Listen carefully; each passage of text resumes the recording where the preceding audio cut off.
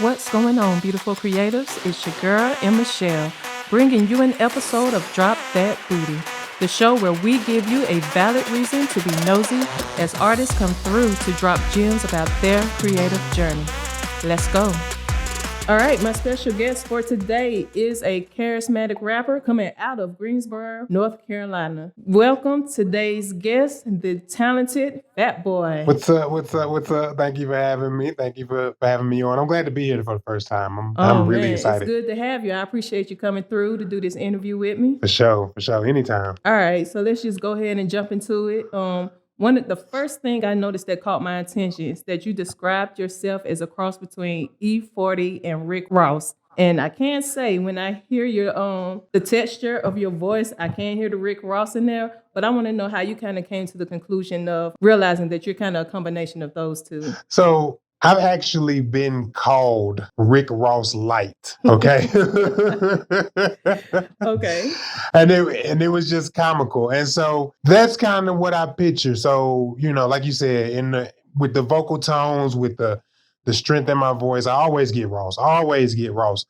But a lot of the times when people like meet me and talk to me and really find out a little bit more about me, like behind the music, they realize I'm more like a cool, laid back, chill kind of guy, more like E40 is. So I like to think that a lot of that kind of mixes its way into my rhymes. Yeah, I sound like Ross. Yeah, I got some hard flows and everything, but at the same time, I think I got a little bit of smoothness, a little bit of chill in there too. All in all, like what I always say kind of makes me stand out is just the authenticity, the genuineness. Like I'm not trying to be like anybody. I'm not trying to not be like anybody. I'm doing my thing. I'm making the music how I want to do it. I'm going with what I like, and then what my fans and friends, family, supporters. I don't really like to use the term fans. Yeah. But like I'm not really trying to be a part of the crowd. I'm not trying to be away from the crowd. I'm just kind of doing my own thing. And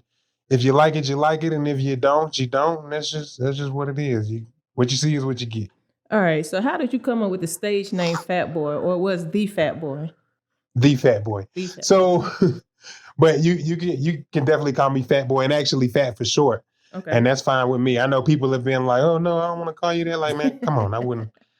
If I was offended, I would not be. But so there's like a few different stories for that one that I tell pretty frequently. Is just kind of like I was always like the fat kid growing up. You know what I'm saying? And I got picked on, and the quintessential fat kid experience in school. So when I started thinking about rapping and doing music and whatnot, that was kind of one of my big things. Like, yeah, by then Big had been out and Heavy D had been out, and people were a little more accustomed to having like, overweight rappers or whatever. Yeah. But at the same time, it was still kind of new because a lot of them was still LL Cool J and Tretch from Naughty by Nature. You know what I'm saying? Like right. They had some build to them. So, it was still kind of different. I was nervous, to be honest. I was apprehensive about my size. I was apprehensive about what people would think about me when I went on stage. And it was kind of like a Bruce Wayne Batman kind of thing, how he embraced his fear of the bat and became the Batman. Well, I kind of embraced my fear. Like, okay, if people gonna say I'm fat on stage anyway, I might as well be fat then. You know what I'm saying? Like, let's embrace it. Let's rock with it. You know what I'm saying? So, but at the same time, I didn't want it to be like a gimmick. And I feel like I've done a good job of kind of embracing, that part without it being like an entire crutch. You know what I'm saying? Whereas like that's your whole dimension right there. Yeah, and you mentioned Heavy D and Notorious B.I.G., and they both kind of had the sauce. They had this little swag about them. They kind of made you want to look at them, and you ain't really care about how big they were because it was like, it's them. And like I see you talk about your charisma. So like, what is that stage presence like? What's your charisma that we're going to see? So like, I'm all about interaction. Like, of course, I'm about support and, get involved and all that. But really, I'm just about talking to people. And I don't have any problem navigating the crowd. And I don't have any problem. I'm not one of these hard rappers that's oh, I can't crack a smile, or I can't crack a joke. Like Yeah. I want to talk to you. I'm a joke. I'm a laugh. I'm a cut up. We might not even talk about music. I might just, we just whatever. And I feel like that's kind of just the charisma of it. I'm not. Again, it goes back to what sets me apart. I'm not really even necessarily thinking about what's going to set me apart. I'm just like, hey, I'm being me. When I go into a crowd of people, I'm not like, what am I going to say that's going to make them remember me? I'm just like, Right. I'm about to go over here and crack some jokes, and I might look stupid. I might be hilarious. You know what I'm saying? Yeah. They might remember me forever. They might forget me by the end of the night. But hey, I'm gonna go over here and I'm gonna talk and I'm gonna try. So I think that's my charisma. And then on stage, um, which I think is more so what you're talking about. I love getting on stage and I love crowd participation, but I also love for people, if people wanted to just hear the song, they could go to Spotify and listen to the song. Right. If you coming out to the show, done put gas in the car, done got a babysitter, you want to see something. You want to see somebody moving around. Yep. You want to see, you want to hear the story behind the song. You don't want to just show up and he's rapping the song the same way it came on the Pandora or whatever. So, like, when it's time for you to create and you're getting into that vulnerable space, whether it's about to be a club anthem or you about to get in your feelings, like, what do you do to kind of create the atmosphere or the vibe to make sure you're getting everything out? So this one's different more so in the past 4 years because I have a 4-year-old son. Mm-hmm. Before it was literally just like, I remember when I was a teenager and I would be out with my friends. We might be at the mall or something, but I carry a notebook in my back pocket. And if a couple bars hit, I'll stop dead center and just jot them down. That's when I was like 16, 17. Okay. Now I have a 4-year-old son, so I got to kind of. time for that. Right. I got to kind of wait till nap time, or I got to kind of catch them little me time moments while he's at school, or maybe he's off with Nana or something like that. And I can kind of get some work done. Especially since I do a lot of my recording in-house too. Okay. So it's kind of like, I definitely got to have a free moment because honestly, I'm surprised you ain't heard him in here yet running back and forth. So, like, tell me, what's one of the craziest stories or adventures you've had? Now, probably the wildest moment for me personally was the Bull City Music Awards. Shout out to Desiree Dixon. And that was wild for me. That was like 2013. That was wild for me because I came out and I got ready to do my performance. And, I performed before, but I came out. First of all, the crowd was huge. I didn't take a head count, but I'm just top of my head. I'm thinking like 500 to 1,000 people. Yeah. Okay. Nice crowd for me. Like some people are gonna be like, "Oh, that ain't that much," but for me, that's a nice crowd. It is. So, but I start my set, and as I get into it and start, get to the first hook or whatever, like there was actually some people in the crowd that knew the words to the song. Wow. Or not all the words, but the fact that even the hook, it's like I was blown away. So that was probably one of my wildest personal moments. Like, did they hype you up when you realized they were singing your song with you? Yes, like that. Because, like, again, I try to bring the energy anyway, but, my performers out there, it's a lot of give and take. So you give first, you jump up on stage first, and you push that energy out there.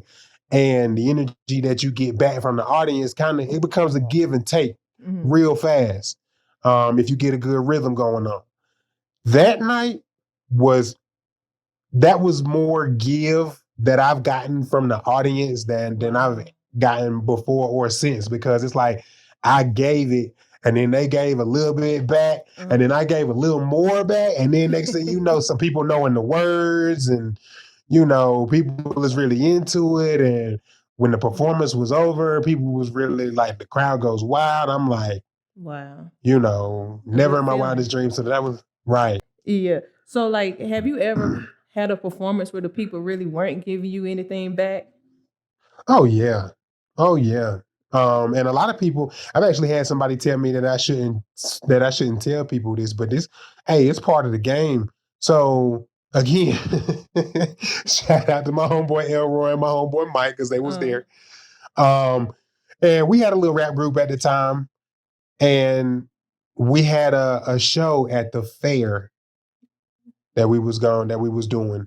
And we had songs and we had stuff prepared like fools. And again, we were probably about 16. No, we were about 18 probably. So we still young. Like fools, we got to drinking literally the night before. Man. Got to drinking the night before. Decided to come up with a song on the spot that night. Picked the beat that night, wrote the lyrics that night, tried to memorize it that night. Didn't go to sleep for the majority of the night until damn near sunup.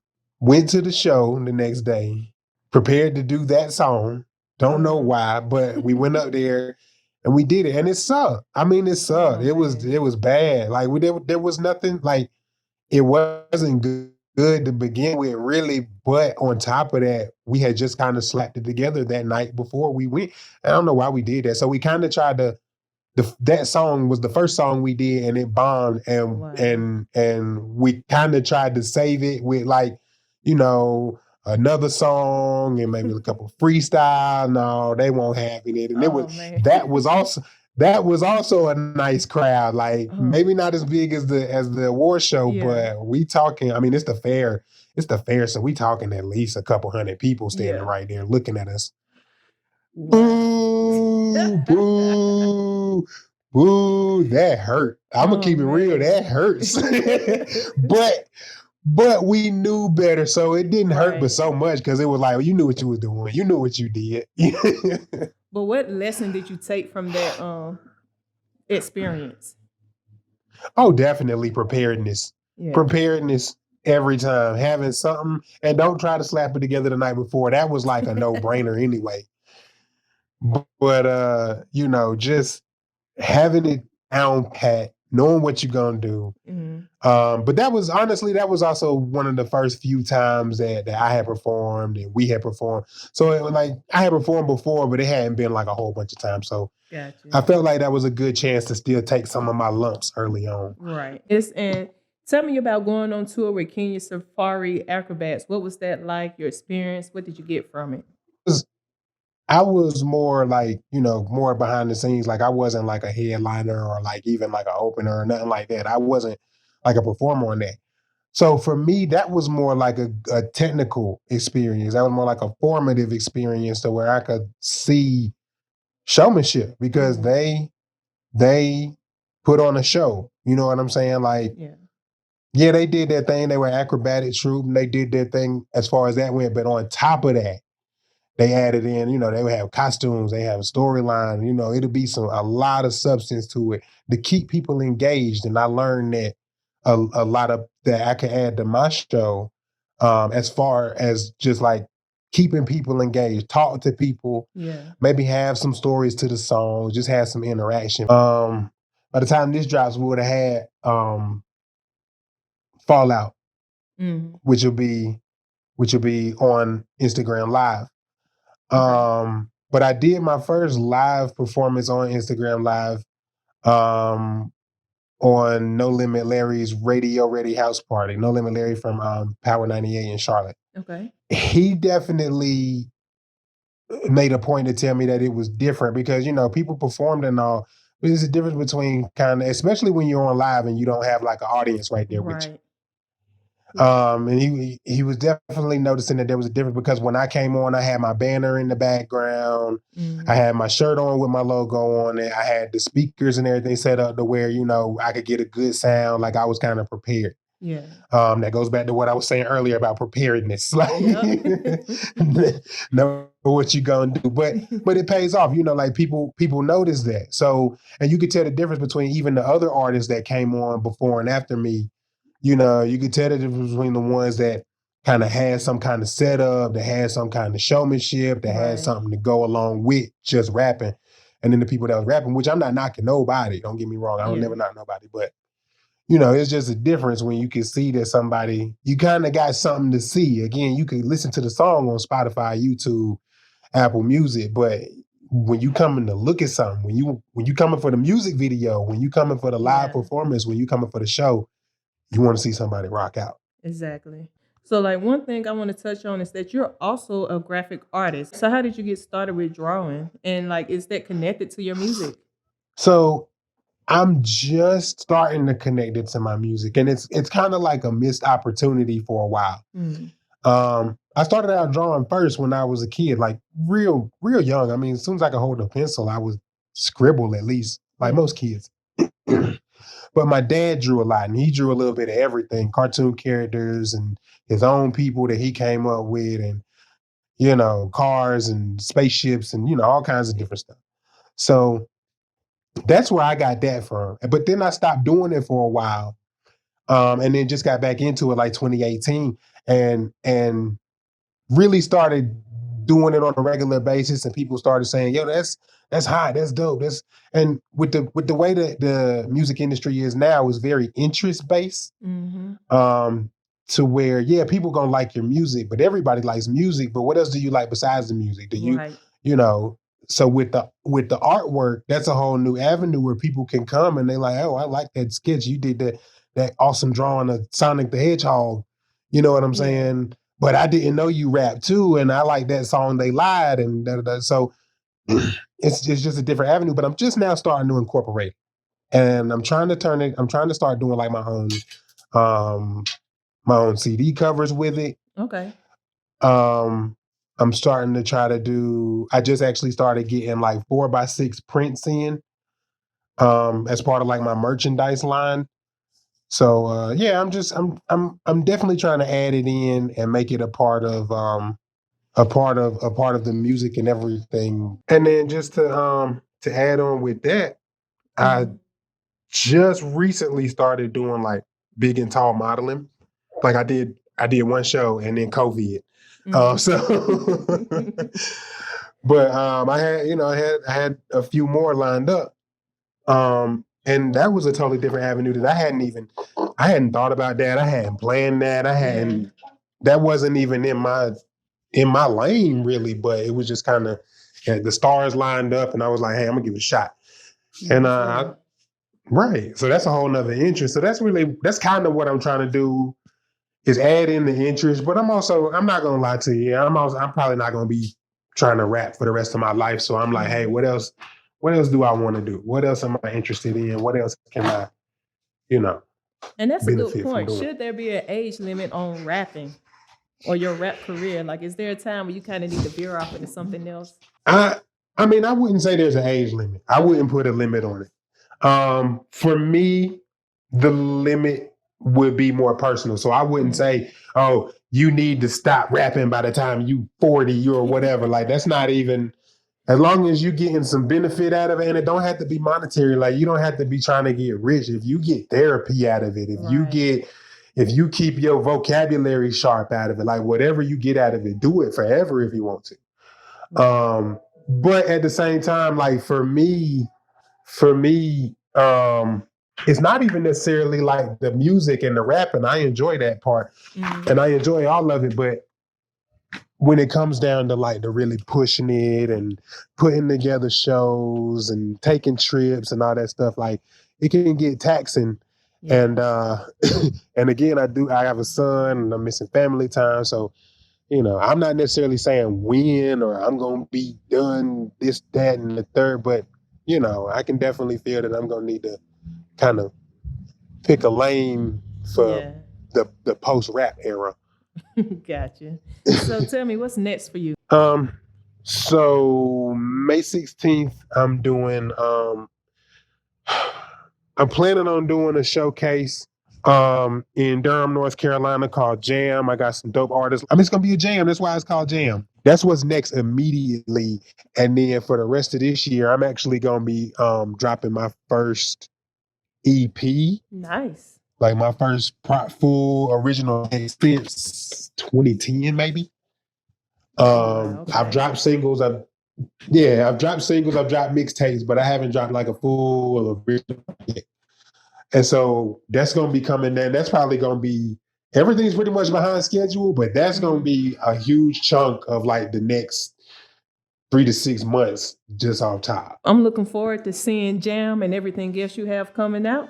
So thank you for joining me on this episode of Drop That Booty. I appreciate you. Oh, yeah. Thank you for having me. I love that.